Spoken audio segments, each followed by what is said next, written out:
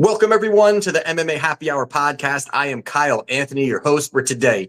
We are talking UFC Vegas 99. We've got Anthony Hernandez versus Michel Pereira. We're going to be breaking down 4 fights here on the show today. And before we dive into everything, give this a like, comment, subscribe. Appreciate all of that. Get that algorithm going a little bit here. Always appreciate everybody liking the video. Definitely helps me out here. But we have 2 4% best bet plays this weekend, one in PFL and one for the UFC. When I have the opportunities and see the right spots, I will be firing on other organizations. And I love both of these spots that I do have this weekend. I never had 2 4% plays in the same weekend. I'm going to be having 2 full packs, one for PFL, one for UFC. If you want to get involved, link down in the description. And we're about, what are we up, 93 units this year, cashing 80% of events. I mean, we are really rocking and rolling this year and want to keep it going. So again, like the video, check out the client plays. And with that being said, let's dive into the main event of the evening between Anthony Hernandez and Michel Pereira. Now, we've got Hernandez here. He's minus 134. Comeback here on Pereira, plus 108. Now, Hernandez, we know we're getting with this guy. This guy's going to push a high wrestling pace. He's going to stay on you, and he's going to keep doing it over the 3 rounds. On the other side, you got Pereira, who is very well-rounded, but does have a lot of explosive striking overall. Now, Hernandez here is a guy who's going to stick to the game plan. He's going to look for the takedowns. He's going to look to push forward, and that's going to be his game plan. Now, when you're looking at it, he does average 7 takedowns per 15 minutes. But the issue there that I do see is that, yes, that's good. You know, that's great that he's able to push and show that cardio for relentless, takedown attempts. But it also shows that he doesn't have the control. He's not controlling these fighters. And then you also look at the fact that he's not controlling guys that aren't really the highest level grapplers overall. And I think that can be a problem for him come Saturday night here. Now, you look at it for Hernandez here against Roman Kopylov, who's really a kickboxer. He was 3 for 14 on takedowns on Kopylov. Even if you look against Edmund Shabazian, who really struggles with the grappling, really struggles with the wrestling, he was 6 for 14 on takedowns. So he was even able to find opportunities to get back to his feet. Hernandez supports a 49% takedown success rate. And I think the issue here is, if you start to look at it, is Pereira does have a 94% takedown defense rate. And I think it's going to be tested, but I do think there's multiple reasons why I think that that's going to hold up very well for him on Saturday night. And I think the first thing is going to be the strength and physicality advantage that you're going to have from Pereira. Pereira really is a big guy, strong guy. And I think one of the things that happens also is that when he was fighting at 170 pounds, he was really draining himself, squeezing himself into that division. And then now he's at 185. And 185, I think, has done wonders for him. I think he's keeping his cardio. I think that the power really has been there as well too. And I think this massive frame for him against somebody like Hernandez, who really is not a physical guy, more guy who's going to weaponize the cardio, and that's his thing. Weaponize the cardio and wrestle and look for submissions on the ground. And I think he's going to struggle really trying to manipulate some of these takedowns with Pereira, with his strength. And then you also add in the other layer of the unorthodox style that Pereira brings. I mean, the guy is going to be bouncing around, doing different looks, light on his feet. And also the fact that a lot of these guys that Hernandez was taking down, not only do I think that Pereira is going to be, way massively bigger than these guys, stronger, but the striking, he's way more explosive, has far better striking. And that is really going to be tough for him to cut that distance, to get inside, to get his hands on Pereira. I think that Pereira can throw a jumping knee, throw big kicks. I think there's a lot of things that he can do to really hurt him. And if this fight plays out of the feet, I think it's going to be night for Fluffy. I think Fluffy's going to take some big shots, some punishing shots. And you've seen even Pereira since entering this division at 185. He's 3-0, 3 finishes in the first round. I think this is actually a very bad stylistic matchup for Hernandez here. So I do think the wrong guy is favored here, and you're starting to see that line come closer. But I do like Michel Pereira to get the job done, plus 108.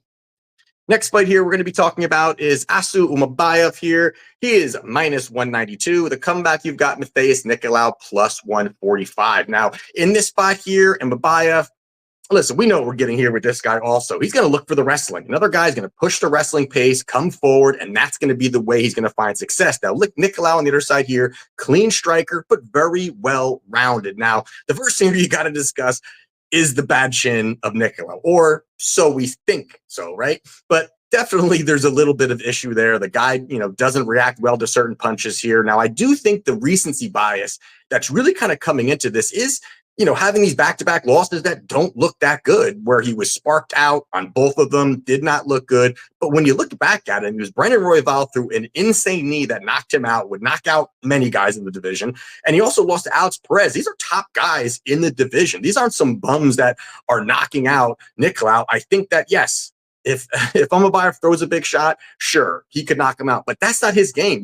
Most of the wins for Almabayev are going to be submissions, are going to be decisions. That's really his path here. And that's what he's going to look to do. He's going to look to wrestle on Saturday, look for takedowns, push Matheus up against the fence, and create those scrambles and those takedowns and those opportunities and those cage pushing. But you also look at it as that, Nicolau is a pretty solid jiu-jitsu player. He definitely can create some scrambles. He's good on the ground. He's got some good sweeps, good reversals. He has an opportunistic submission game. I think those are some things that can cause some problems for Almabayev when he's diving at legs and looking for those takedowns. It's not that Nicolau, it doesn't have any sense of what's going on. I think that he can, find some good opportunities there.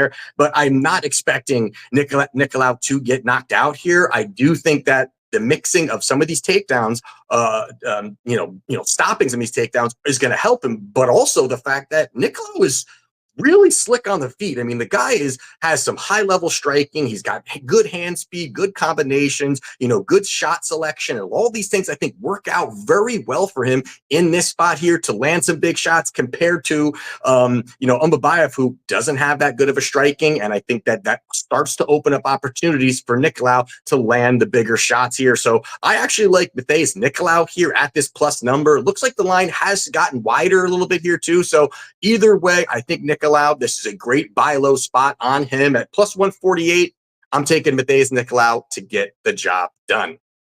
Next one here we're going to be talking about is Daniel Pineda minus 112 against Darren Elkins minus 108. Now, this line opened up around minus 160, 150, depending where you're shopping it. For Pineda, money has consistently come in on Darren Elkins. And listen, I get it.